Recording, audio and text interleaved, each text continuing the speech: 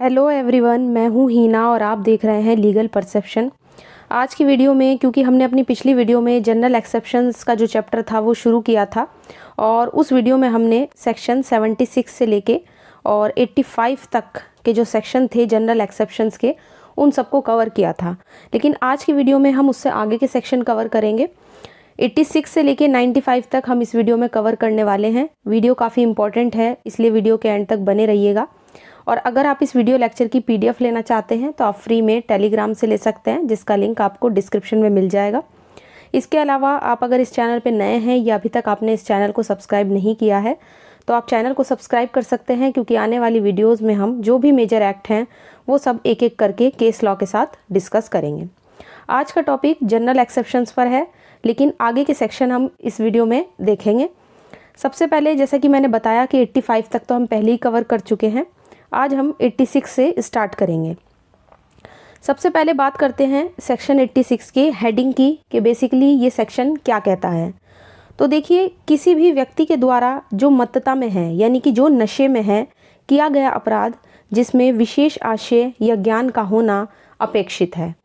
अब जब हमने सेक्शन 85 पढ़ा था अपनी पिछली वीडियो में, वो भी नशे के आधार पर एक व्यक्ति को बचाव देने की बात करता है, और जो सेक्शन 86 है ये भी नशे में होने वाले व्यक्ति के बचाव की ही बात कर रहा है। लेकिन दोनों में जो फ़र्क है वो ये है कि सेक्शन 85 में जिस मत व्यक्ति की बात की गई है, जो व्यक्ति नशे में होता है, वहाँ पर एक ऐसे व्यक्ति की बात की गई है जिसने नशा अपनी इच्छा से नहीं किया होता। यानी जिस चीज़ से उसे नशा होता है, जिस चीज़ से वो मत्तता में है, तो वो चीज़ उसे उसकी इच्छा के खिलाफ और उसके ज्ञान के बिना उसको दी जाती है। उसे उस चीज़ की नॉलेज नहीं थी कि उसको वो चीज़ दी गई है। सेक्शन 86 की अगर हम बात करें तो ये भी नशे की ही बात करता है, लेकिन एक ऐसे व्यक्ति की जिसे उसकी इच्छा के, मतलब जो अपनी इच्छा से नशा करता है ना, स्वैच्छिक मत्तता की इसमें बात की गई है। अब हम इस सेक्शन को डिटेल में पढ़ेंगे। तो देखिए, सेक्शन 86 क्या कहता है। तो देखिए, उन दशाओं में जहाँ की कोई किया गया कार्य अपराध नहीं होता है जब तक कि वो किसी विशिष्ट आशय यानी कि नॉलेज या विशिष्ट ज्ञान यानी कि नॉलेज या आशय से ना किया गया हो। कोई व्यक्ति जो वह कार्य मत्तता की हालत में करता है, इस प्रकार बरते जाने के दायित्व के अधीन होगा मानो वो उसे उसी ज्ञान से करता है या वो उसी ज्ञान में था जो उसे तब होता अगर वो नशे में ना होता, जब तक कि वो चीज़ जिससे उसे नशा या मत्तता हुई थी उसे उसके ज्ञान के बिना या उसकी इच्छा के विरुद्ध ना दी गई हो। तो इतना बड़ा सेक्शन है। अब इस सेक्शन को हम कैसे समझेंगे, हम इसे थोड़ा सा सिंपल वर्ड्स में समझ लेते हैं। देखिए, साधारण शब्दों में ये सेक्शन कहता है कि अगर एक व्यक्ति अपनी इच्छा से नशे में है, यानी अपनी इच्छा से उसने नशा किया हुआ है, तो ये माना जाएगा कि उसे वही नॉलेज थी, वही ज्ञान था जो उसे तब होता जब वो नशे में ना होता। अब सेक्शन 85 अपनी इच्छा से नशे में ना रहने वाले व्यक्ति को बचाव दे रहा है, और सेक्शन 86 एक ऐसे व्यक्ति को बचाव दे रहा है जो अपनी इच्छा से नशा करता है। अब मत्तता से संबंधी या नशे से संबंधित विधि क्या कहती है, इससे रिलेटेड लॉ क्या है, तो किस तरीके से व्यक्ति को इसमें बचाव मिलता है, ये हम पॉइंट से समझ लेते हैं। सबसे पहले देखिए, जो अनिच्छिक मत्तता होती है, यानी कोई व्यक्ति जब अपनी इच्छा से नशे में नहीं होता है तो उसके ज्ञान के बिना और इच्छा के विरुद्ध अगर उसे नशा हुआ है तो उसको इसमें बचाव मिलेगा। यानी कि अगर उसे उस चीज़ की नॉलेज ही नहीं थी कि किस चीज़ से उसे नशा हुआ है, या उसकी इच्छा के विरुद्ध उसे वो चीज़ दी गई है जिससे उसे नशा हुआ है, तो वो उसको एक बचाव मिलेगा और वो व्यक्ति लेगा सेक्शन 85 में बचाव। इसके बाद बात होती है ऐच्छिक मत्तता की, जो कि सेक्शन 86 हमें बताता है। तो ऐच्छिक मत्तता के आधार पे अगर कोई व्यक्ति बचाव लेना चाहता है तो वो केवल आशय के संबंध में ही बचाव ले सकता है, यानी उसका इंटेंशन नहीं था। इंटेंशन के बेसिस पर उसे बचाव मिलेगा, उन मामलों में मिलेगा इंटेंशन के बेसिस पर भी बचाव जिनमें अपराध को पूरा होने के लिए इंटेंशन ज़रूरी होती है।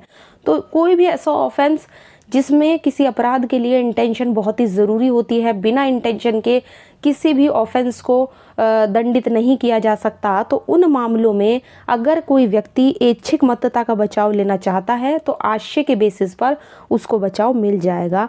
ठीक है ना। ऐच्छिक मत्तता ऐसे मामलों में पूर्ण बचाव देता है।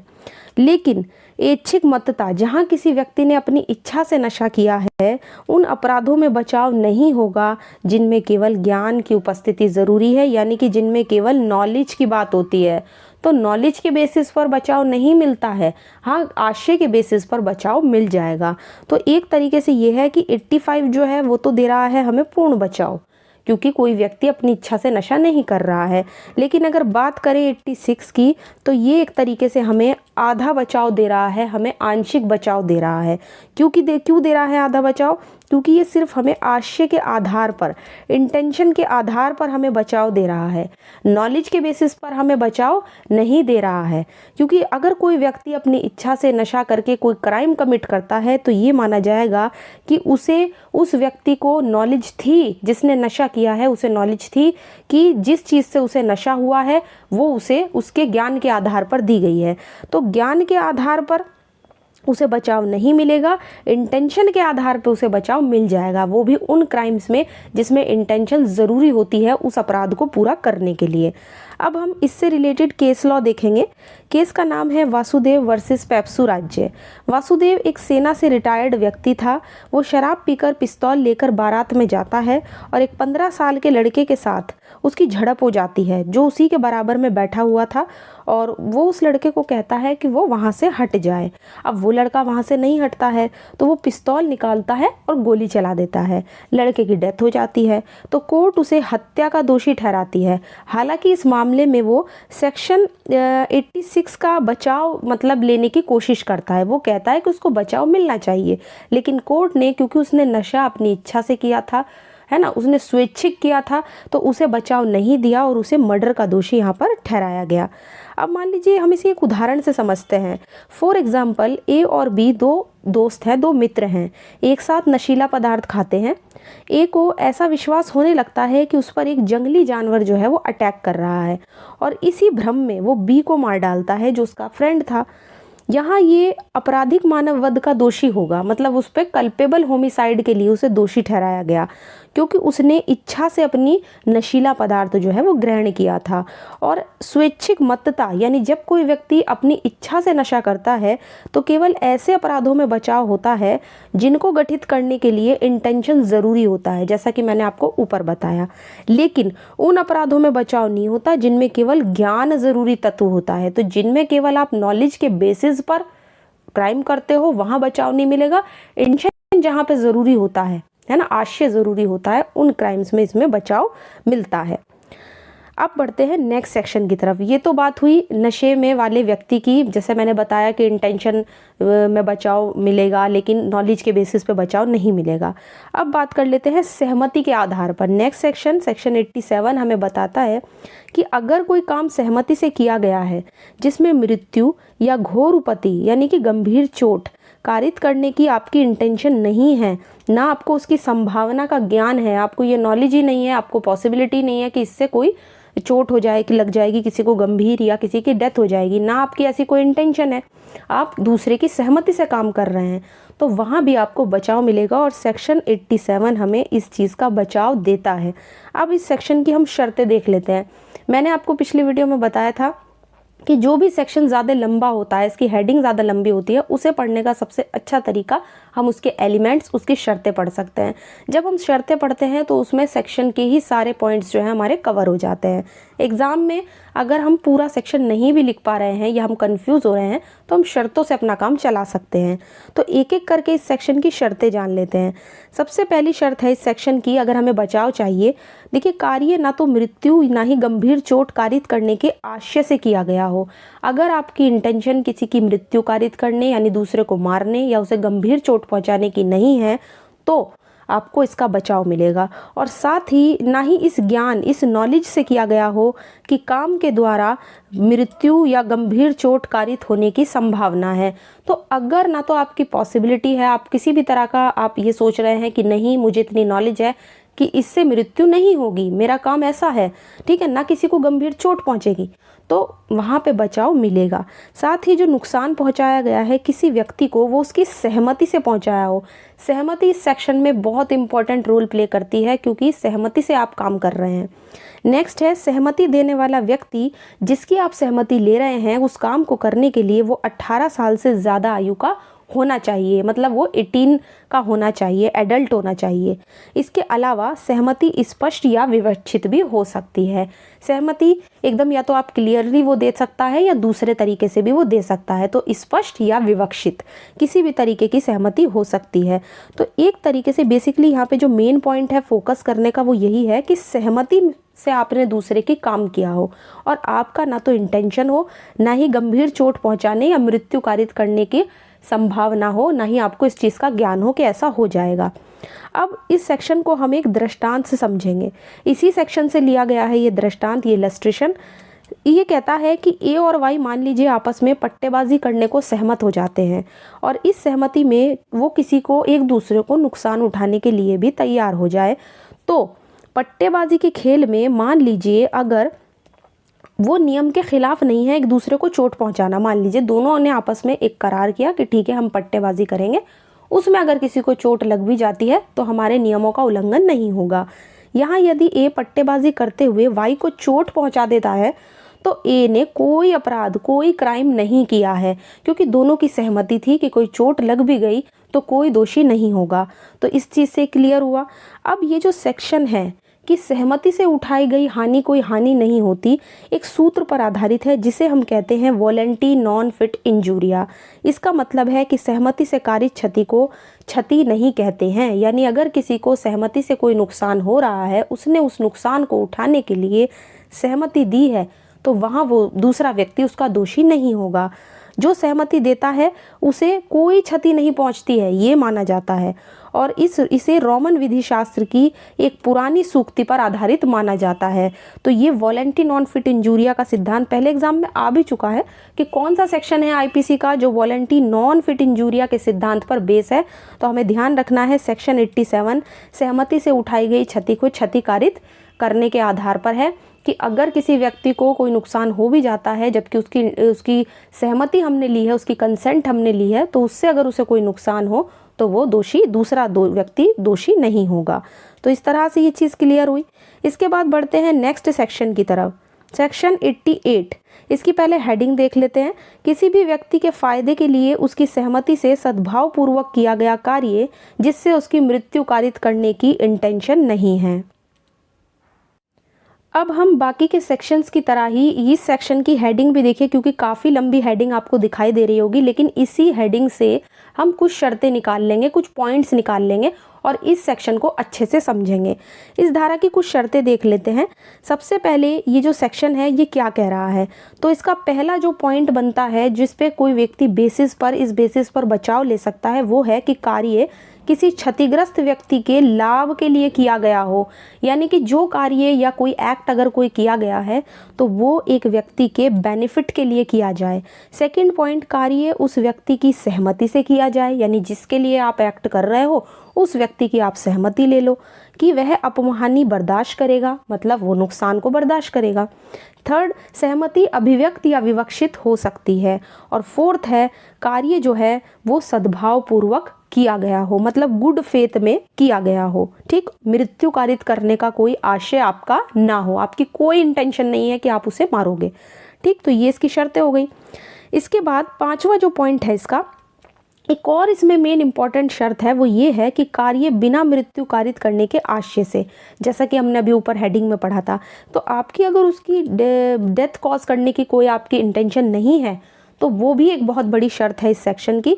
भले ही उसे कारित करते समय आपका ये इंटेंशन रहा हो कि ऐसा नुकसान कारित हो सकता है जिससे उसकी मृत्यु की संभावना है, मतलब आप कर तो रहे हो उस व्यक्ति के फायदे के लिए काम, उसके कंसेंट के इससे आप काम कर रहे हो, आपका कोई इंटेंशन नहीं है उसको मारने का। भले ही उसे कारित करते समय ये आशय रहा हो कि ऐसी हानि कारित कर सकती है, हो सकती है, जिससे उसकी मृत्यु की संभावना है। इस सेक्शन की ज़रूरी शर्तें जानने के बाद अब हम इसी सेक्शन से एक इलस्ट्रेशन देख लेते हैं चाहे तो हम इसे उदाहरण के रूप में भी देख सकते हैं। तो इसका दृष्टांत क्या कहता है, जिसको हम और ज़्यादा चीज़ें जो है हमारे क्लियर हो जाएंगी कि वास्तव में ये सेक्शन क्या कहना चाह रहा है। देखिए, एक शल्य चिकित्सक ये जानता है कि एक विशेष शल्य क्रम से, यानी कि एक विशेष ऑपरेशन से वाई जो वेदनापूर्ण व्याधि से ग्रस्त है, मतलब वाई को एक ऐसा रोग है जिसके लिए उसका ऑपरेशन होना ज़रूरी है, उसकी मृत्यु कारित करने की संभावना है। मतलब अगर वो उसका ऑपरेशन करेगा तो उसकी डेथ हो सकती है, पॉसिबिलिटी है उसकी डेथ होने की, लेकिन वाई की मृत्यु कारित करने का कोई भी आशय उसका नहीं है, उसकी इंटेंशन नहीं है कि वो उसको मारे, लेकिन पॉसिबिलिटी तो है कि वो मर सकता है उस शल्य क्रम से, उस ऑपरेशन से। तो यहाँ सद्भाव पूर्वक क्या करता है, वो वाई के फायदे के इरादे से, मतलब उसका फायदा ही देखता है वो, ताकि वो बच जाए। वाई की सहमति ली जाती है वाई की, और उस पर शल्य क्रम करता है, मतलब उसका ऑपरेशन करता है। अब ए ने कोई अपराध नहीं किया है, मान लीजिए कि ऑपरेशन के बाद वाई की डेथ हो जाती है, तो यहाँ पे ए को बचाव मिलेगा, क्योंकि उसने वो जो ऑपरेशन किया है वो उसकी सहमति से किया है, उसके फायदे के लिए किया है, प्लस उसकी डेथ का कोई इंटेंशन ना होते हुए भी किया है, मतलब उसका कोई इंटेंशन नहीं था उसको मारने का। तो बेसिकली ये जो सेक्शन है ऐसे मामलों में बचाव देता है जब आप उस पर्सन की सहमति से काम करते हैं, जिसके फायदे के लिए काम किया जा रहा है, बट आपकी कोई इंटेंशन नहीं होती है उसको मारने की। तो अभी तक जो हमने सेक्शन 87 और जो 88 पढ़ा है, दोनों में ही काफ़ी इंपॉर्टेंट बात हमें पता चलती है। 87 भी सहमति की बात कर रहा है और 88 भी सहमति की बात कर रहा है, बट 87 में हमें ये चीज़ ध्यान रखनी है कि 87 में व्यक्ति के फायदे की बात नहीं की गई है, लेकिन 88 में व्यक्ति के फायदे की बात की गई है। बस यही अंतर है दोनों में, ध्यान रखना है हमें। अब बढ़ते हैं आगे और नेक्स्ट सेक्शन की तरफ देख लेते हैं। नेक्स्ट सेक्शन यानी सेक्शन 89 क्या कहता है कि संरक्षक द्वारा या उसकी सहमति से शिशु या उन्मत्त व्यक्ति के फायदे के लिए सद्भाव पूर्वक किया गया कार्य। अब ये जो सेक्शन है ये एक गार्जियन को भी बचाव दे रहा है। गार्जियन अगर कोई ऐसा काम करता है जो किसी बच्चे के फायदे के लिए या किसी उन्मत्त व्यक्ति, यानी जो व्यक्ति नशे में होता है, उसके फायदे के लिए किया जाता है, तो संरक्षक को बचाव मिलेगा इस सेक्शन में, मतलब गार्जियन को बचाव मिलेगा, चाहे वो काम गार्जियन की सहमति से किया जाए या खुद गार्जियन के द्वारा, संरक्षक के द्वारा किया जाए। अब इस सेक्शन की भी हम शर्तें पढ़ेंगे, बहुत इजी हो जाएगा आपके लिए समझना। तो चलिए एक एक करके सेक्शन की शर्तें देख लेते हैं। इस सेक्शन की पहली शर्त ये है कि कार्य 12 साल से कम उम्र के बच्चे यानी शिशु या किसी विकृत व्यक्ति के लाभ के लिए किया गया हो, यानी वो जो बच्चा है वो 12 साल से कम उम्र का होना चाहिए, या फिर कोई पागल व्यक्ति है ना, यहाँ पे उन्मत्त का मतलब पागल व्यक्ति से है, सॉरी, नशे वाले व्यक्ति से नहीं है। तो काम जो है वो किसी विकृत व्यक्ति के या फिर 12 साल से कम उम्र के बच्चे के फायदे के लिए होना चाहिए। अब यहाँ पे हमें एज लिमिट ध्यान रखनी है कि 12 साल के बच्चे की बात हो रही है। और सेकेंड शर्त है कार्य सद्भाव पूर्वक यानी गुड फेथ से होना चाहिए। तीसरी शर्त है कार्य अभिभावक के द्वारा यानी कि गार्जियन के द्वारा या अभिभावक की सहमति से होना चाहिए, यानी चाहे काम जो अभिभावक है, जो हमारे गार्जियंस हैं, उनकी परमिशन से हुआ हो या फिर उन्होंने खुद उस काम को किया हो, दोनों में ही ये सेक्शन बचाव देता है। और वो जो सहमति ली गई है वो अभिव्यक्त या विवक्षित हो सकती है। तो ये थे इस सेक्शन की शर्तें। अब साधारण शब्दों में अगर हम देखें तो ये सेक्शन, जैसे कि मैंने आपको बताया, एक संरक्षक को भी बचाव देती है ना, गार्जियन को भी बचाव देती है। लेकिन एक चीज़ हमें ध्यान रखनी है कि ये जो सेक्शन है ये सिंपल सेक्शन नहीं है, बल्कि इसके कुछ परंतुक हैं, इसकी कुछ ऐसी शर्तें हैं जिनके अधीन, जिन कंडीशंस में ये काम करता है। अब ऐसा तो है नहीं कि अगर गार्जियन कोई काम करा रहे हैं या उनकी सहमति से कोई काम हो रहा है तो वो सारे ही काम सही होंगे, ऐसा तो नहीं हो सकता, है ना। इसके कुछ परंतुक हैं जिनके अधीन हमें चीज़ों को देखना है। तो ये सेक्शन 4 तरह के हमें परंतुक बताता है जिस पर इस अपवाद का विस्तार नहीं होगा।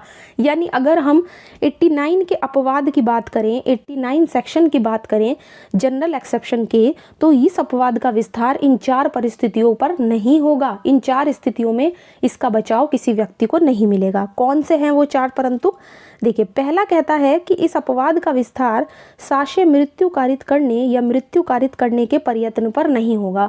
बेसिकली सिंपल वर्ड्स में आपको समझ आ गया होगा, जहाँ तक मैं आशा करती हूँ कि ये सेक्शन का विस्तार, मतलब इस सेक्शन का बचाव हमें उस परिस्थिति में नहीं मिलेगा जब हम इरादतन यानी साक्ष्य किसी की मृत्यु कारित करना चाहते हैं या मृत्यु कारित करने के प्रयत्न करते हैं। यानी कि कोई व्यक्ति मान लीजिए इरादतन किसी को मारना चाहता है या मारने की कोशिश करता है, तो वहाँ वो सेक्शन 89 का बचाव नहीं ले सकता।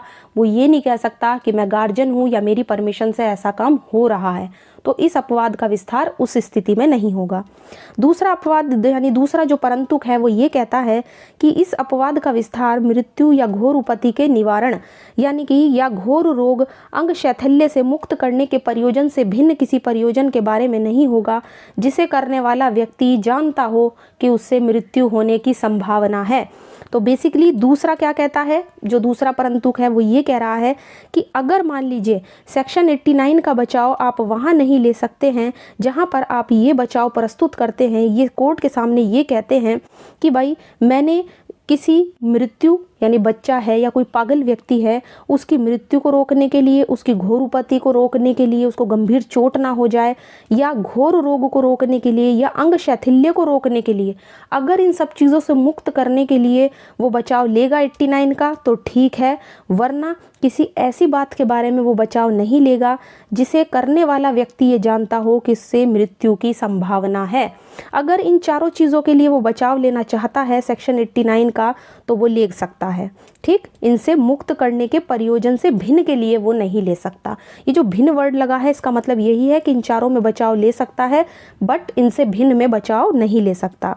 इसके बाद तीसरा परंतुक ये कहता है कि इस अपवाद का विस्तार स्वेच्छा घोर उपति कारित करने या उसके प्रयत्न पर भी नहीं होगा। यानी कि अगर आप अपनी इच्छा से किसी को गंभीर चोट पहुंचा रहे हैं या चोट पहुंचाने का प्रयत्न कर रहे हैं तो वहाँ भी आप 89 का बचाव नहीं ले सकते हैं जब तक कि मृत्यु या घोर उपति के निवारण से मुक्त करने के लिए आपने वो काम ना किया हो। अगर आप किसी को मृत्यु से बचाने के लिए या गंभीर चोट से बचाने के लिए ऐसा काम कर रहे हैं, उसको स्वेच्छा चोट पहुंचा रहे हैं या उसकी कोशिश कर रहे हैं तो बचाव मिलेगा, वरना इसका बचाव नहीं मिलेगा। तो ये तीसरा परंतुक हो गया। और इसके बाद आता है चौथा परंतुक। ये कहता है कि इस अपवाद का विस्तार किसी ऐसे अपराध के दुष्प्रेरण पर भी नहीं होगा। दुष्प्रेरण का मतलब क्या होता है? दुष्प्रेरण का मतलब होता है उकसाना, और इसके बारे में आईपीसी में आगे दिया गया है। जब हम आगे के सेक्शन कवर करेंगे तब हम दुष्प्रेरण पर पूरा एक चैप्टर है उसको कवर करेंगे। तो दुष्प्रेरण का मतलब होता है किसी को अपराध करने के लिए उकसाना या भड़काना। तो इस अपवाद का विस्तार किसी ऐसे अपराध के दुष्प्रेरण पर नहीं होगा जिस अपराध को करने पर इसका विस्तार नहीं है। ठीक, तो अगर किसी अपराध को करने पर इसका विस्तार ही नहीं है तो उसके दुष्प्रेरण पर भी इसका विस्तार नहीं होगा, यानी उसको उकसाने या भड़काने से भी कोई मतलब नहीं है। अब हम इसे एक दृष्टांत से समझेंगे, यानी इसी सेक्शन का इलस्ट्रेशन है जो हमने यहाँ पे दिखाया है या ऐड किया है। तो ये क्या करता है? सद्भाव पूर्वक अपने बच्चे के, अपने शिशु के फायदे के लिए अपने शिशु की सहमति के बिना, ठीक, क्योंकि बच्चा छोटा है वो सहमति नहीं दे सकता, या ये जानते कि उस शस्त्र क्रम से यानी कि उस ऑपरेशन से उस बच्चे की मौत हो जाएगी, ना कि इस इरादे से कि उसकी मौत कारित कर दे, यानी कि उसकी इंटेंशन नहीं है बच्चे को मारने की, हाँ, लेकिन उसे पॉसिबिलिटी है, उसे संभावना है कि बच्चा मर सकता है। वो क्या करता है? शल्य चिकित्सक से उसकी पथरी निकलवाने के लिए अपने साथ बच्चे को ले जाता है और उसकी शल्य क्रिया करवाता है, यानी उसका ऑपरेशन कराता है।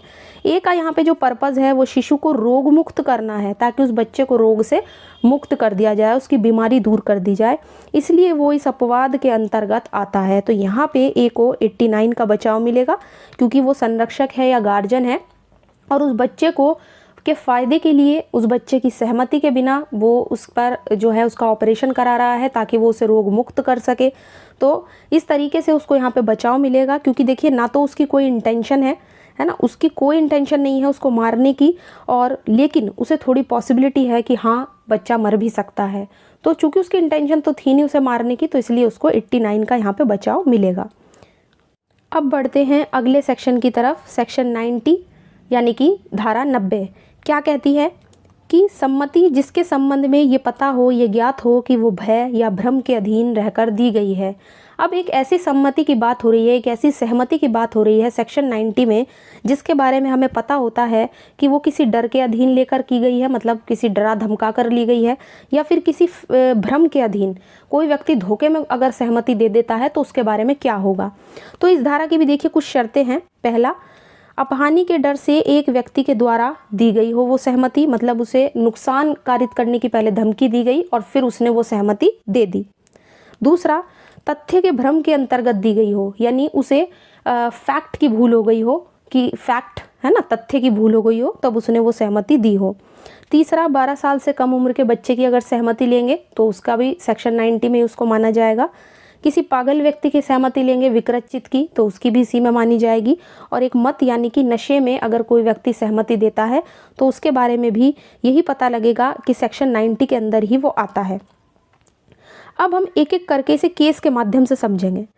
अपहानि का भय, यानी सबसे पहला पॉइंट हमने पढ़ा अपहानि का भय, यानी कि नुकसान का डर। अब इस पे केस है दशरथ पासवान वर्सेस बिहार राज्य, और ये केस है 1958 का। इस मामले में अभियुक्त 3 साल तक 10वीं कक्षा में असफल होता रहा, मतलब 3 साल तक वो फेल होता रहा 10th क्लास में। उसने अपनी पत्नी से कहा कि वह आत्महत्या करना चाहता है, सुसाइड करना चाहता है। पत्नी ने मना किया। जब वो अपनी जिद पर अड़ा रहा तो पत्नी ने कहा कि पहले तुम मुझे मार दो, तब बाद में सुसाइड कर लेना। अभियुक्त ने क्या किया कि पत्नी की बात को मानते हुए उसे मार दिया। कोर्ट ने कहा कि जो सहमति है वो डर के अधीन रहकर ली गई थी। पत्नी जो थी वो बहुत ज़्यादा डर गई थी कि उसका पति जो है वो सुसाइड करने जा रहा है, इसलिए उसने कहा कि पहले मुझे मार दो। उसे डरा धमका के एक तरीके से इसको माना गया कि उससे सहमति ली गई थी। और जो पति था उसे सेक्शन 300 यानी धारा 300 का जो अपवाद 5 है वो आपराधिक मानव वध का उसको दोषी ठहराया गया, यानी कल्पेबल होमिसाइड के अंदर उसे दोषी ठहराया गया। ठीक, क्योंकि उसकी सहमति डर के अधीन रहकर दी थी पत्नी ने। ये चीज़ हमें ध्यान रखनी है। इसके बाद भ्रम के अधीन, अगर कोई आपसे भ्रम के अधीन सहमति ले लेता है तो उस पर भी एक केस है, पुनई फतेम्मा वर्सेस सम्राट 1869 का केस। इस मामले में अभियुक्त एक सपेरा था। उसने लोगों से कहा कि तुम मेरे सांप से कटवा लो, मैं जहर उतारना जानता हूँ, यानी अगर तुमने कटवा भी लिया तो मैं तुम्हारी जान बचा लूँगा। ठीक, मैं जहर उतारना जानता हूँ। कुछ लोगों ने सांप से कटवा लिया और जिनमें से एक की डेथ हो गई। अब उनकी सहमति भ्रम के अधीन मानी गई और उस व्यक्ति को जो सपेरा था उसको दोषी ठहराया गया, क्योंकि उसने उन सब लोगों को भ्रम में डाला था कि अगर तुम कटवा भी लोगे तो मैं तुम्हें बचा लूँगा, मैं जहर उतारना जानता हूँ। तो यहाँ पे उस व्यक्ति को हत्या का दोषी ठहराया और उसकी सहमति ये मानी गई कि लोगों ने जो सहमति दी थी वो भ्रम के अधीन रहकर दी थी और उसे बचाव नहीं मिला। इसी तरह से एक केस था आर वर्सेस विलियम्स, 1923 का केस है। इस मामले में एक संगीत शिक्षक था जिसे न्यायालय ने बलात्कार का दोषी ठहराया था, अपनी शिष्या के साथ बलात्कार किया था, उसका दोषी ठहराया। ये मामला धोखे से ली गई सहमति पर आधारित था, लेकिन कोर्ट ने ये भी कहा कि ये ज़रूरी है कि अगर किसी व्यक्ति की धोखे से सहमति ली जाती है तो उसे तथ्य का भ्रम होना चाहिए, यानी उसे एक तरीके से जो भ्रम हुआ है वो फैक्ट से रिलेटेड होना चाहिए। तो इस तरीके से ये कुछ केसेस थे इस सेक्शन पर और काफ़ी इंपॉर्टेंट केसेस हैं सभी के सभी। इसके बाद बढ़ते हैं सेक्शन 91 की तरफ, जो किस अपवाद यानी किस एक्सेप्शन की बात करता है।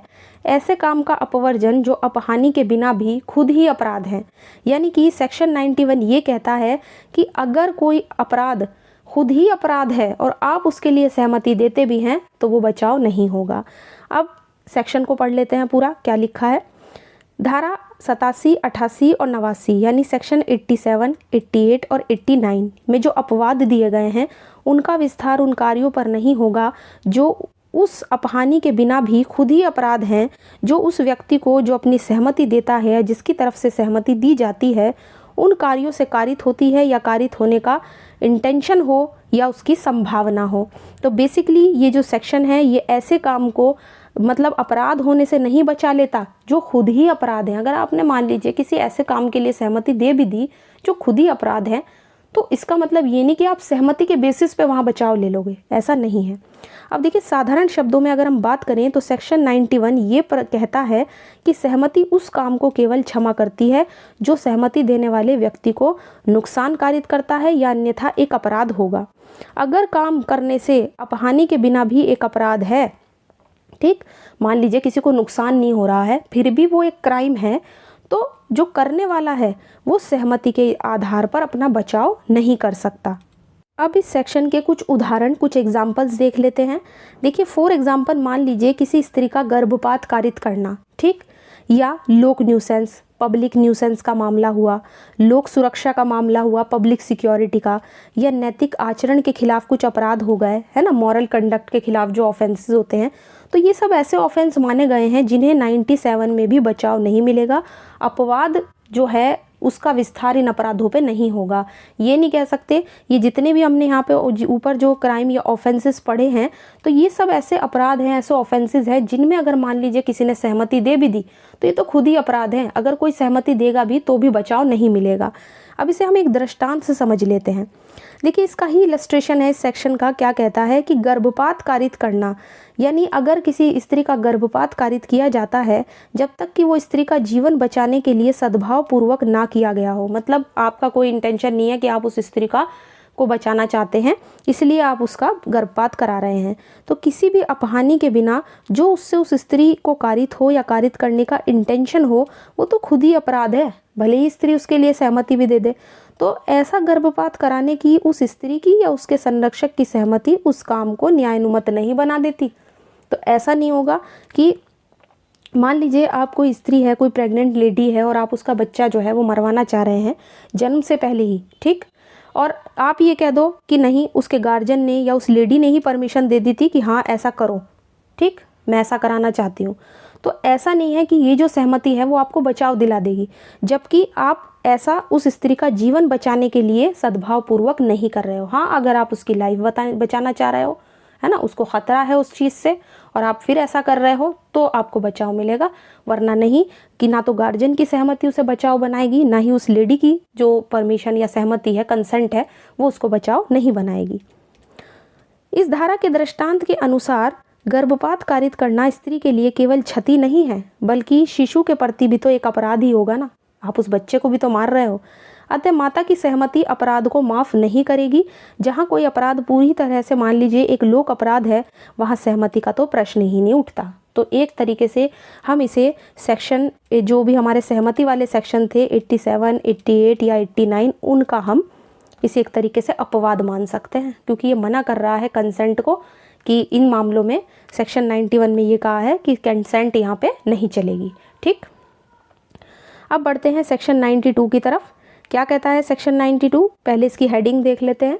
सम्मति के बिना किसी व्यक्ति के फायदे के लिए सद्भाव पूर्वक किया गया कार्य। अब देखिए, यहाँ पे जो आम आप करोगे वो सहमति के बिना की बात हुई है, यानी कंसेंट के बिना आप किसी की काम कर रहे हो, लेकिन प्लस उस व्यक्ति के फ़ायदे के लिए कर रहे हो, प्लस सद्भाव पूर्वक कर रहे हो, यानी गुड फेथ में कर रहे हो, तो आपको बचाव मिलेगा। ठीक, व्यक्ति को बचाव मिलेगा जो अगर इन कंडीशंस में किसी के फ़ायदे के लिए उसकी सहमति के बिना काम करता है। इस सेक्शन की भी शर्तें बहुत सिंपल हैं, हेडिंग्स में से ही हम शर्तें बना सकते हैं। जैसे काम एक व्यक्ति के फ़ायदे के लिए किया गया हो, काम सद्भावपूर्वक गुड फेथ में किया गया हो, मामले की परिस्थितियों के अनुसार युक्तियुक्त यानी रीजनेबल होना चाहिए, और कार्य बिना सहमति से किया जाए। क्योंकि ऊपर बताया गया है, देखिए सहमति के बिना कर रहे हैं, लेकिन प्लस उस व्यक्ति के फ़ायदे के लिए होना चाहिए, तब बचाव मिलेगा, अदरवाइज़ वो एक क्राइम माना जाएगा।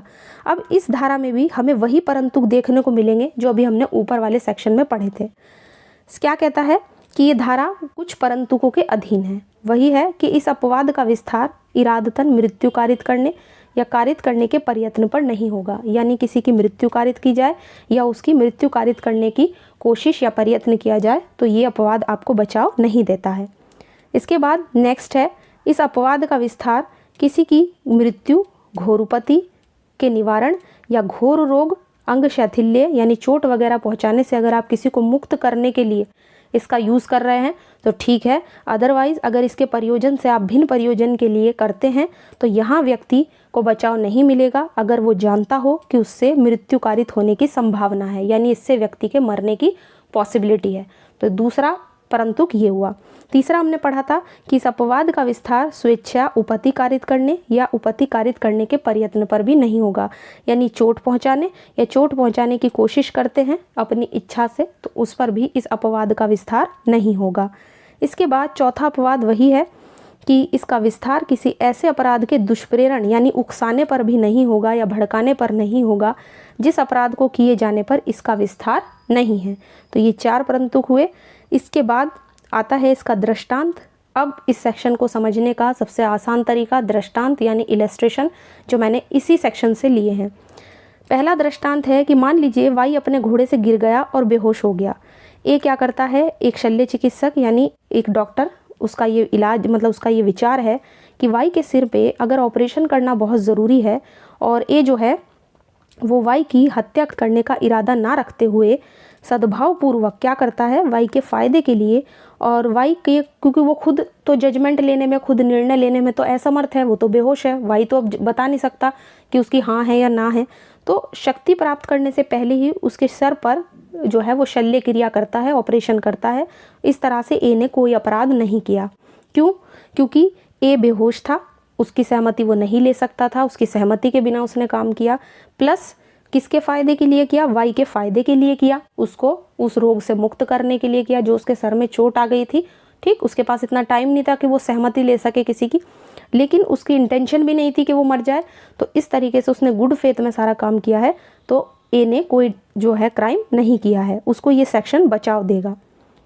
इसके बाद इसी तरीके से दूसरा इलस्ट्रेशन कि वाई को एक बाघ उठा ले जाता है, एक बाघ वाई को उठा ले गया, ये जानते हुए संभावना है, पॉसिबिलिटी है कि गोली लगने से वाई मर सकता है। ठीक, लेकिन वाई का वध करने का इरादा ना रखते हुए, इंटेंशन ना रखते हुए और सद्भावपूर्वक यानी गुड फेथ में वाई के फ़ायदे के इरादे से ए क्या करता है, उस बाघ पर गोली चला देता है जो वाई को उठा के लेके जा रहा है। अब ए की गोली से क्या होता है, वाई को एक घाव हो जाता है, मृत्युकारक घाव हो जाता है, यानी जिसमें उसके मरने की संभावना है। अब यहाँ पे ए ने क्या किया है, कोई क्राइम कमिट नहीं किया है, क्योंकि वो उसने उसके फ़ायदे के लिए किया है, उसको बाघ से बचाने के लिए किया है और वाई की सहमति के बिना किया है। फ़ायदा किसका था, वाई का था, तो इसलिए ए ने कोई भी जो क्राइम है वो नहीं किया है। ए को इस सेक्शन का बचाव मिलेगा। इसके बाद आते हैं नेक्स्ट सेक्शन की तरफ, सेक्शन 93, जो कहता है सद्भावपूर्वक दी गई संसूचनाएं, यानी आप अगर किसी को गुड फेथ में सद्भावपूर्वक किसी को कोई भी सूचना, इन्फॉर्मेशन देते हैं और उससे किसी व्यक्ति को कोई आघात हो जाए या चोट लग जाए, मतलब उसे कोई भी नुकसान होता है, तो उसको आपको सेक्शन 93 बचाव देगा। कहने का मतलब ये है कि सद्भावपूर्वक दी गई संसूचना उस हानि के कारण अपराध नहीं है जो उस व्यक्ति को दी जाती है, यदि वो उस व्यक्ति के फ़ायदे के लिए है। तो अगर आप किसी व्यक्ति को कोई भी इन्फॉर्मेशन उसके फ़ायदे के लिए दे रहे हैं, ठीक, तो वहाँ पे आपको सेक्शन 93 जो है वो बचाव देगा। फॉर एग्ज़ाम्पल, अब इसे भी हम देखिए इलस्ट्रेशन से समझेंगे। क्या कहता है इलस्ट्रेशन, यानी कि दृष्टांत। ए जो है वो एक डॉक्टर है, एक शल्य चिकित्सक है, और एक रोगी को सद्भावपूर्वक ये इन्फॉर्मेशन, ये इन्फॉर्म करता है, ये सूचना देता है कि उसकी राय में वो जीवित नहीं रह सकता, मतलब कि वो जल्दी से मरने वाला है, ज़्यादा दिन वो नहीं जिएगा। अब इस आघात के परिणाम स्वरूप उस रोगी की डेथ हो जाती है। ये सुनकर ए ने कोई अपराध नहीं किया है, यद्यपि वो जानता था कि हाँ, उस इन्फॉर्मेशन से उस रोगी की मृत्यु होने की संभावना है। यहाँ पे जो उसने उसको इन्फॉर्मेशन दी है वो क्यों दी है, उस व्यक्ति के फ़ायदे के लिए दी है, ताकि वो भ्रम में ना जी सके। तो ए को यहाँ पे सेक्शन 93 का बचाव मिलेगा। तो इस तरीके से छोटा सा सेक्शन है, कुछ ज़्यादा इसमें विस्तार पूर्वक जानने के लिए नहीं है। इसके बाद आता है सेक्शन 94, धारा 94, वह कार्य जिसको करने के लिए कोई व्यक्ति धमकियों के द्वारा विवश किया जाता है। अब मान लीजिए किसी को धमकियों से विवश करके, धमकियों से बाध्य करके ज़बरदस्ती उससे कोई काम कराया जाए, तो क्या होगा, उसको बचाव मिलना चाहिए, और सेक्शन 94 उसी की बात करता है। तो इस धारा की भी कुछ शर्तें हैं, पहले शर्तें जान लेते हैं। सबसे पहले जो अपराध है वो हत्या या मृत्यु से दंडनीय उन अपराधों को छोड़कर होना चाहिए जो राज्य के विरुद्ध है। यानी इस अपवाद का विस्तार, ना तो हत्या में बचाव मिलेगा, ना ही मृत्यु से दंडनीय यानी जो डेथ पेनल्टी से दंडित हैं, यानी मृत्यु दंड से दंडित हैं, उन अपराधों में भी इसका बचाव नहीं मिलेगा जो राज्य के विरुद्ध है। ठीक, उनको छोड़कर होना चाहिए। दूसरा, व्यक्ति ऐसे काम को करने के लिए धमकियों से विवश किया गया हो, उसे बाध्य किया गया हो कि वो उस अपराध को करे। तीसरा, वो धमकी मृत्यु की धमकी होनी चाहिए, यानी व्यक्ति को जो धमकी दी गई है वो कैसी हो, उसकी मृत्यु की धमकी हो कि अगर तुमने ये काम नहीं किया तो तुम्हें मार देंगे, या फिर तत्काल मृत्यु की उसे आशंका हो। आशंका मतलब उसे उस समय ये आशंका हो कि हाँ, अगर मैंने ये काम नहीं किया तो तुरंत ये मुझे मार देंगे, तो या तो उसे इस बात की आशंका हो या फिर उसे साफ साफ मौत की धमकी, मृत्यु की धमकी मिली हो। चौथा, व्यक्ति ने खुद को अपनी इच्छा या युक्तियुक्त आशंका से अपने को उस स्थिति में ना डाला हो जिससे कि उसकी ऐसी मजबूरी के अधीन वो पड़ गया हो। मान लीजिए अगर कोई व्यक्ति खुद ही अपने आप को ऐसी सिचुएशन में डाल लेता है कि अब उसे वो अपराध करना ही है, ठीक, उसे सामने वाला धमकी दे रहा है, तो अगर वो खुद अपने आप उस मजबूरी में पड़ा है तो उसे इस सेक्शन का, सेक्शन 94 का बचाव नहीं मिलेगा। तो ये इसकी कुछ शर्तें थी। अब इसके दो स्पष्टीकरण हैं, एक एक करके जानेंगे। पहला एक्सप्लेनेशन क्या कहता है, वो व्यक्ति जो खुद अपनी इच्छा से या पीटे जाने की धमकी के कारण डाकुओं की टोली में उनके शील को मतलब उनके बारे में जानते हुए भी शामिल हो जाता है, वह इस अपवाद का फ़ायदा उठाने का हकदार नहीं है।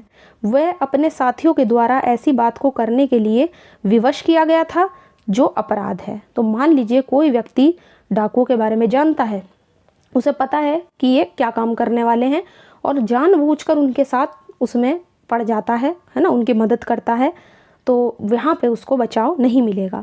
इसी तरह से जो सेकंड एक्सप्लेनेशन है वो क्या कह रहा है, सेकंड एक्सप्लेनेशन कह रहा है कि डाकुओं की एक टोली तत्काल मृत्यु की धमकी के द्वारा, यानी तुरंत अगर तुमने हमारा काम नहीं किया तो तुरंत तुम्हें मार दिया जाएगा, इस धमकी के द्वारा किसी बात को करने के लिए, अपराध के लिए अगर किसी व्यक्ति को यानी एक लुहार को मान लीजिए विवश किया जाए, उसे बाध्य किया जाए, जो अपने औजार लेकर एक घर का द्वार तोड़ दे यानी वो दरवाज़ा खोल दे। लुहार को कहते हैं कि जाओ जल्दी से ये दरवाज़ा तोड़ो क्योंकि हमें यहाँ पे लूट करनी है, तो जिससे क्या होगा, डाकू उसमें प्रवेश कर सकें और उस घर को लूट सकें। अब इस अपवाद का उस व्यक्ति को फ़ायदा मिलेगा, किसको, लुहार को। तो जो लुहार था, क्योंकि उसे मारने की धमकी देकर डाकुओं ने कहा कि दरवाज़ा तोड़ो, हमें लूटना है इस घर को, तो अगर उसे इस तरह से विवश किया जा रहा है क्योंकि उसे तत्काल मृत्यु की धमकी दी गई है, तुरंत अगर उसने ऐसा नहीं किया तो उसको मार दिया जाएगा, तो यहाँ पे इस अपवाद का फ़ायदा उठाने का उसे पूरा हक है, वो इसका लाभ उठा सकता है। और सेकंड एक्सप्लेनेशन इसी बारे में बात करता है। अब ये जो सेक्शन है 94, ये एक लैटिन सूत्र पर आधारित है। सूत्र का नाम है एक्टस मी इनविटो फैक्टस नॉन एस्ट मैंस एक्टस। इसका मतलब है कि मेरे द्वारा मेरी इच्छा के विरुद्ध किया गया कार्य मेरा नहीं है। सिंपल वर्ड्स है, सिंपल वर्ड्स में पूरे सेक्शन को ये एक लाइन कवर कर लेती है कि जो काम मेरे द्वारा किया गया है और मेरी इच्छा के खिलाफ किया गया है वो काम मेरा नहीं है। कहने का मतलब ये है कि मैं इस काम को करने के लिए धमकियों के द्वारा बाध्य किया गया हूँ या विवश किया गया हूँ। तो इस सूत्र को हमें ध्यान रखना है, बहुत बार एग्जाम में आ चुका है कि कौन सा सेक्शन है आईपीसी का जो इस सूत्र पर बेस है। तो सेक्शन 94 बेसिकली इसी सेक्शन पर, इसी सूत्र पर बेस है, ये चीज़ हमें ध्यान रखनी है। Most important section. अब हम इससे रिलेटेड केस लॉ देखेंगे। सबसे पहला केस आता है मैग्रा-गोथर 1746, बहुत पुराना केस है। इस मामले में मैग्रा-गोथर नाम का एक व्यक्ति जिस पर राजद्रोह का विचारण चला था, मतलब सेडिशन का उस पर ट्रायल चलाया गया था। मैग्रा-गोथर का कहना था कि उसे विद्रोही सेना में भाग लेने के लिए धमकी दी गई थी कि यदि उसने राजा के विरुद्ध सेना में भाग नहीं लिया तो उसका मकान और संपत्ति को जला दिया जाएगा, यानी कि उसका मकान भी जला देंगे और उसकी प्रॉपर्टी को भी जला दिया जाएगा। कई व्यक्तियों ने उसे बांधने की कोशिश भी की थी। कोर्ट ने कहा कि केवल मृत्यु का भय ही सेक्शन 94 में बचाव दिला सकता है एक तरीके से, और अन्य बात जो है वो इसमें अपराध नहीं है। ठीक, तो इस तरीके से ये कुछ चीज़ें मतलब बहुत ही मोस्ट इम्पॉर्टेंट जो है वो यहाँ पे ये केस हो जाता है। और इस तरह से कोर्ट ने यही कहा है इस मामले में कि बस मृत्यु का भय अगर है तो बचाव मिलेगा, वरना नहीं। इसके बाद अगला केस है बचनलाल वर्सेस राज्य 1957 का केस। इस मामले में अभियुक्त ने मृतक के शरीर को छिपाने में हत्यारों की मदद की, क्योंकि वो तब तक जब तक उसे तत्कालिक मृत्यु का भय था, जब तक उसने उनकी मदद नहीं की, उसे उन्होंने छिपाया नहीं, तब तक वो उनकी मदद करता रहा। और उस समय तक जब तक वो उनके साथ रहा उसे तत्कालिक मृत्यु का भय था, यानी उसको मार दिया जाएगा अगर उसने उनकी मदद नहीं की। तो इसलिए उसे इस सेक्शन में बचाव दिया गया। तो बचनलाल का केस भी काफ़ी इंपॉर्टेंट हो जाता है इस सेक्शन के लिहाज से। इसके बाद आता है सबसे लास्ट सेक्शन, सेक्शन 95, कहता है तुच्छ अपहानि कारित करने वाले कार्य। अब देखिए इस सेक्शन के अकॉर्डिंग अगर हम देखें तो कोई बात इस कारण ही अपराध नहीं है कि उससे कोई नुकसान कारित होता है या नुकसान कारित होने की संभावना है। यदि वो नुकसान इतना तुच्छ है या अपहानि इतनी तुच्छ है कि मामूली समझ और स्वभाव वाला कोई व्यक्ति भी उसकी शिकायत नहीं करेगा, यानी बहुत ही छोटे छोटे नुकसान जो जिसके लिए हम केस फाइल नहीं कर सकते हैं, सेक्शन 95 उन्हें ही बचाव देता है और उन पे कहता है कि ये ऐसे मामले हैं जिनको कोर्ट के मतलब ज्ञान में नहीं लाने की हमें ज़रूरत है। अब ये एक लैटिन सूत्र पर आधारित है, de minimis non curat lex. विधि तुच्छ कार्यों पर ध्यान नहीं देती, यानी कोई कार्य अगर इतना तुच्छ इतना छोटी प्रकृति का है कि मामूली समझ और स्वभाव वाला व्यक्ति भी उसकी शिकायत नहीं करेगा तो लॉ उन चीज़ों पे ध्यान नहीं देता है। इसके लिए हमें ये लैटिन सूत्र ध्यान रखना है, ये भी एग्जाम में आया हुआ है कि कौन सा सेक्शन है जो इस सूत्र पर बेस है। तो सेक्शन 95 हमें ध्यान रखना है, काफ़ी इंपॉर्टेंट है। और मान लीजिए अब मैं तुच्छ वाले आपको कुछ एग्जाम्पल दे दूँ। एग्जाम्पल के लिए मान लीजिए बिना कीमत का कोई व्यक्ति चेक चुरा लेता है। अब जब उस पर कीमत कोई अमाउंट ही नहीं डला हुआ है, ना उस पर कोई सिग्नेचर है, तो क्या हम उसकी शिकायत करें? बिना कीमत के चेक की चोरी करता है, या जहां वादी अपनी प्रसिद्धि को हुई हानि की शिकायत करता है कि मेरी पॉपुलैरिटी को हानि हुई है, और उस पर दोषारोपण किया गया है कि वो अवैध टिकट के साथ यात्रा कर रहा था। ठीक, मान लीजिए कोई व्यक्ति अवैध टिकट के साथ यात्रा कर रहा है और ऐसी यात्रा करने से उसकी प्रसिद्धि को हानि हुई है, तो इसे भी एक तुच्छ अपहानि वाला कार्य माना जाएगा। या जहां कोई व्यक्ति सरकारी बंजर की ज़मीन से पेड़ से गिरने वाली तुच्छ कीमत की फलियां इकट्ठा करता है, पेड़ से फलियां गिरी, उसे उसने इकट्ठा किया, तो ये तुच्छ अपहानि वाला कार्य माना जाएगा। अब ये तो थे तुच्छ कार्य। इसके बाद अब इससे रिलेटेड कुछ केस लॉ देखेंगे। महाराष्ट्र राज्य वर्सेस ताहिर भाई 1978 का केस है। इस मामले में दो व्यक्तियों को खाद्य अपमिश्रण निवारण अधिनियम के तहत बनाए गए नियमों का उल्लंघन में सख्त उबली हुई चीनी को मिठाई में बेचते हुए पाया गया कि उन्होंने मिलावट वाली चीनी जो थी वो मिठाई में डाली और बेच दिया। अभियुक्त की तरफ से तर्क दिया गया कि उन्हें सेक्शन 95 का बचाव मिलना चाहिए, उनका काम तुच्छ प्रकृति का है। कोर्ट ने जजमेंट दिया कि खाद्य अपमिश्रण निवारण अधिनियम के तहत किए गए अपराध के संबंध में सेक्शन 95 लागू ही नहीं होता। ठीक, सेक्शन 95 यहाँ पे नहीं चलेगा, क्योंकि एक्ट जो है देखिए अलग से बताया है कोर्ट ने, क्योंकि नियमों के मामूली उल्लंघन से होने वाली हानि सेक्शन 95 में होने वाली तुच्छ हानि नहीं मानी जाएगी। यानी अभियुक्तों ने क्या किया था, इतने बड़े जो एक्ट बनाया गया है खाद्य अपमिश्रण, है ना, मिलावटी चीज़ों को रोकथाम के लिए जो एक्ट बनाया गया है, उसके रूल्स का ही उल्लंघन किया था, उसके रूल्स को वायलेट किया था, उनको ब्रीच किया था। तो जब नियमों का उल्लंघन आपने किया तो आप उसे कैसे सेक्शन 95 के अंदर तुच्छ अपहानि कहोगे? तुच्छ अपहानि हम उसे नहीं कहेंगे, वो कोई इतनी मामूली उन्होंने नुकसान नहीं किया था जिसके लिए उन्हें अपवाद का फ़ायदा मिल सके। वो बहुत बड़ा नुकसान था, खाने पीने की चीज़ों में मिलावटी चीनी बेचकर वो मिठाई बना रहे थे, तो इसलिए उनको इस सेक्शन का बचाव नहीं दिया गया। इसके अलावा नेक्स्ट केस आता है विचित्रानंद वर्सेस उड़ीसा राज्य 1978 का केस। इस मामले में अभियुक्तों ने नियमों के द्वारा घटिया किस्म के सरसों के तेल को बेचने के लिए इकट्ठा किया था। उन्होंने अपनी तरफ से सेक्शन 95 का बचाव लिया, कहा कि भाई हमें सेक्शन 95 का बचाव मिलना चाहिए जिससे उन्हें बचाव मिल सके। कोर्ट ने इस तर्क को अस्वीकार कर दिया और उन्हें दोष सिद्ध किया। तो इस तरह से यहाँ पे भी उनको सेक्शन 95 का बचाव दिया गया। हर मामले में हम सेक्शन 95 का बचाव नहीं ले सकते, काम इतना तुच्छ होना चाहिए कि विधि भी उसे तुच्छ प्रकृति का समझती हो, तभी बचाव मिलेगा। तो आज के वीडियो में हमने सेक्शन 86 से लेके 95 के जो जनरल एक्सेप्शन थे उन सबको कवर किया है। पिछली वीडियो में एक बार और बता दूं, सेक्शन 76 से लेके 85 तक हमने सभी जनरल एक्सेप्शंस जो हैं कवर किए थे। अगर आपने वो वीडियो नहीं देखा है तो ज़रूर देख लीजिएगा, तभी आपको सारे जनरल एक्सेप्शन क्लियर होंगे। और अब नेक्स्ट जो वीडियो होगा वो होगा सेक्शन 96 से लेके 106 यानी कि 106 तक, जो हमें प्राइवेट डिफेंस की बात करता है, प्राइवेट प्रतिरक्षा की बात करता है, वो हम एक वीडियो में कवर करेंगे।